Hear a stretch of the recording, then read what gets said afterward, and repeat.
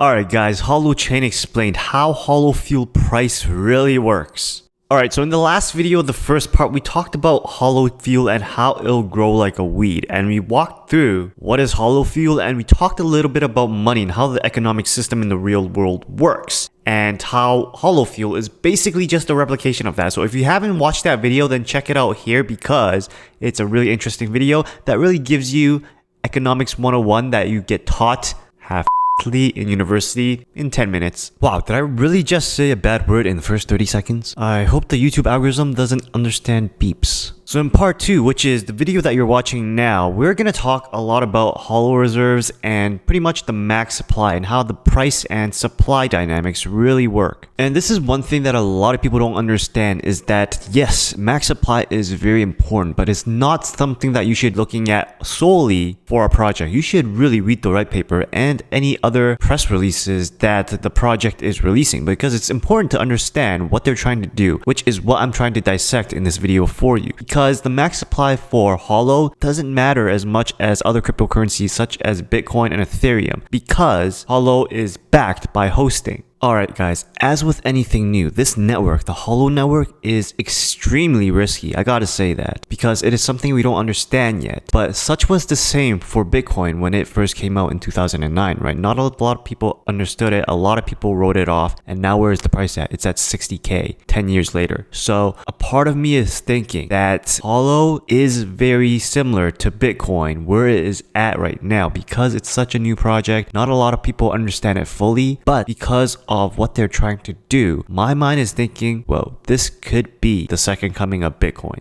Alright, so with that said, please, if you haven't already, if you're new to this channel, smash the like button, smash the subscribe button, and now let's jump into Holofuel and how it'll grow in price. Alright, so let's first talk about something that we talked about in the last video, which is Holofuel design. So holders of Holofuel can redeem it for hosting services on the Holo network. So what a purchaser would do is they would likely purchase Holofuel from a reserve or something and then use that Holofuel in order to buy hosting from a provider. The issuance of Holofuel is decentralized to decisions made by the individuals on when to borrow fuel. For example, an individual who might be looking to host might want to get their hosting provider, hosting service, hosting business financed with Holofuel if the price of Holofuel is too high right now. And this is very different from money because with money, the central banks decide on the issuance. The central banks decides whether to print more money or not. So this is the decentralized economic system, the money system in Holofuel versus the one in real world with the central bank. The real world doesn't work. This decentralized system works because it is based on supply and demand.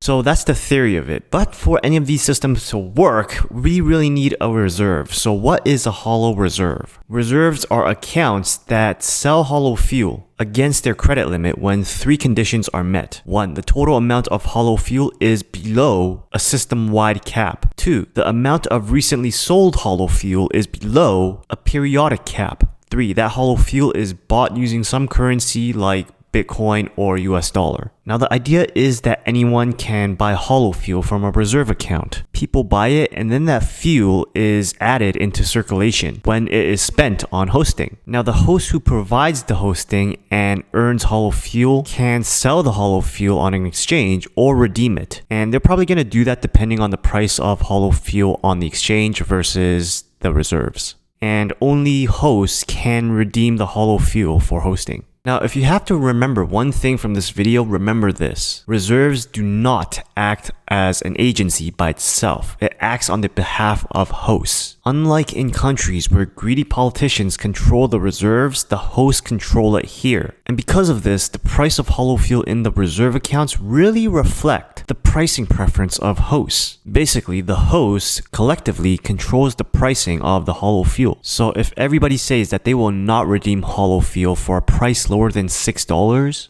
the network takes the average of all the different prices of the hosts and their lower limits on the network. In this case, it's $6, and that is the price. Oh, and the price of Holofuel redeemed always takes the most recent price that someone is willing to pay for Holofuel. What we established now is that Holofuel is decentralized, which makes it kind of like a cryptocurrency, right? Now, adding to the entire point of the reserves are there to keep supply flowing and circulating, which keeps prices more or less stable, which makes it more like real world money like the US dollar. Let me tell you, if Bitcoin had reserves and people can buy it when they wanted it, it wouldn't have reached 60K per coin. But it doesn't have a reserve, and that is why Bitcoin reached the price of $60,000 and why it is so volatile. Because having a reserve kills volatility. Alright, now about max supply. The supply for Holofuel, and when people say they won't buy it because it has unlimited supply, that is where that road forks. Because Holofuel, or HOT,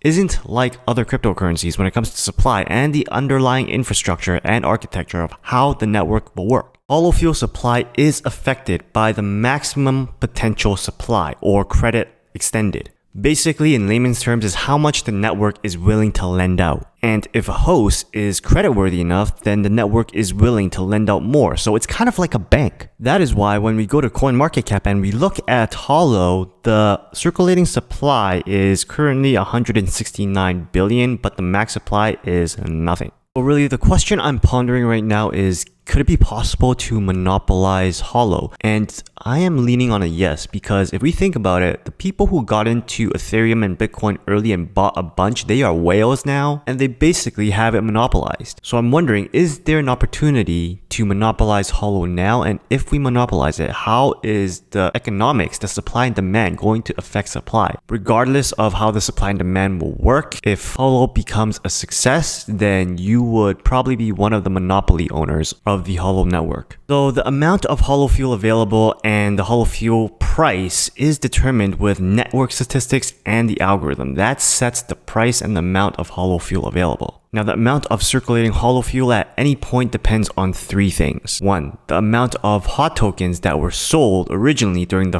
ICO. 2. Hosts themselves, who may finance hosting, that is, borrow fuel to host, and many other reasons. And 3. Reserve accounts, what they do is they actually sell Holofuel on credit in exchange for funds like Bitcoin or US dollar, and these Holofuel will later be paid to hosts who have provided hosting, and they can later redeem that Holofuel. Supply is really affected by the hosts and the reserve accounts. And it makes sense that the more people that get on, the more valuable the network will be. And that's like any network. Any social network, when it first starts out, it's not that valuable. But as more and more users sign up, that's when it becomes more valuable. And that means that if you get in early, like now, you'll get to ride that entire hike up. And obviously, or not so obvious, whatever happens on exchanges do not affect the supply of Holofuel. Alright, quick pause. We're going to talk about something that a lot of people don't like to talk about, and that is insurances. Because you're watching my videos and because you're watching these videos on cryptos and investing, you are financially savvy. That means that you know you don't want to pull your investments because of some external event that could have been covered by insurance. You want yourself insured, especially if you're starting a new family or you're young and you just started a new job, you just graduated, started a new job. You want something to protect yourself and your investments. So I'm putting together a playlist of videos that has everything you need to know about insurances, so you don't get taken advantage of, because there are a lot of people out there, insurance agents, that are looking to sell you just because they can earn a big fat commission. Now, I am licensed, just to be completely transparent. But I'm out here to make a playlist on videos that is highly comprehensive, that teaches you in layman terms what you need to know. So it's completely free, completely educational, and you can check it out by joining our Discord server, because that is where I'm going to place it. Alright guys, I'll see you there. Join our Discord server, because for right now, it's free. But when it gets to too many people, I'm going to have to charge for it, because I only want high quality people in that group. So get on there now. Alright, so now let's talk about what you've been waiting for, the price and supply dynamics. If we are not basing the price of the token on the max supply like every other cryptocurrency, because what we have ingrained in our minds is scarcity. The more scarce something is, the higher value it will be, which is right. But since Holofuel is different, they're on a different path. They're on the path of supply and demand. We have to look at things differently. As I said before, the more people that gets on, the more valuable the network will be, which means that if you get in early, you get to ride the price hike up. When Facebook started at its first university, wasn't that valuable. At Harvard, wasn't that valuable. But as it added more and more users throughout the country and then throughout the world, it became a $1 billion enterprise. And that is how we should look at things when it comes to Holo. When Holochain adoption grows, then the more hosting will be demanded from Holo. And if there is a lot of demand for hosting and low supply, then what do you think will happen? Like Bitcoin or like Facebook, the price rises, the value rises. And when the price rises, the vultures will see it, other people will see it, and new hosts would want to get in on the action, which is much like Bitcoin and the investors of Facebook. When they saw that Facebook and Bitcoin was blowing up, they wanted in on the action too. That's how Bitcoin rose from 30K to 40K to 50K when institutions who once said that it was a scam started taking notice and start changing their minds and saying this might be a real thing, and then they start buying it. Alright, are you guys starting to see how the price grows based on supply and demand? It's very different from max supply of other cryptocurrencies. But if network efficiency improves, that means that hosting hardware can now provide more hosting. At that point, that means that the price will drop, which attracts more demand. And this is just like how Tesla's technology for making cars improved. That made it possible to make cheaper cars and sell it at a cheaper price, which increased demand. Price gets too low, then some people drop out. They can't compete with the competitors anymore. They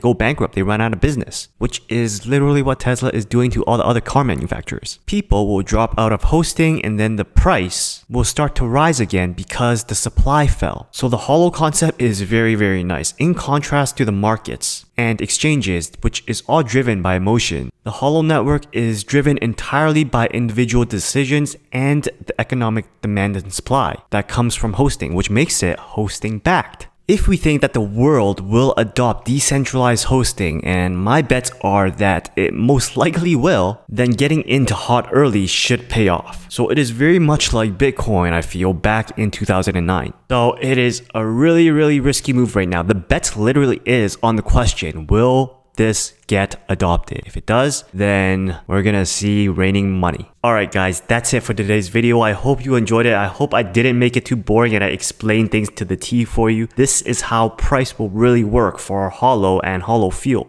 Please share this video with a friend if you think they should really get into HOT right now because we are getting in early. Other than that, if you haven't already, please be sure to smash the like button, smash the subscribe button, check out these other videos that I have on cryptocurrencies, passive income, and Holochain, and I'll see you guys next time. Peace.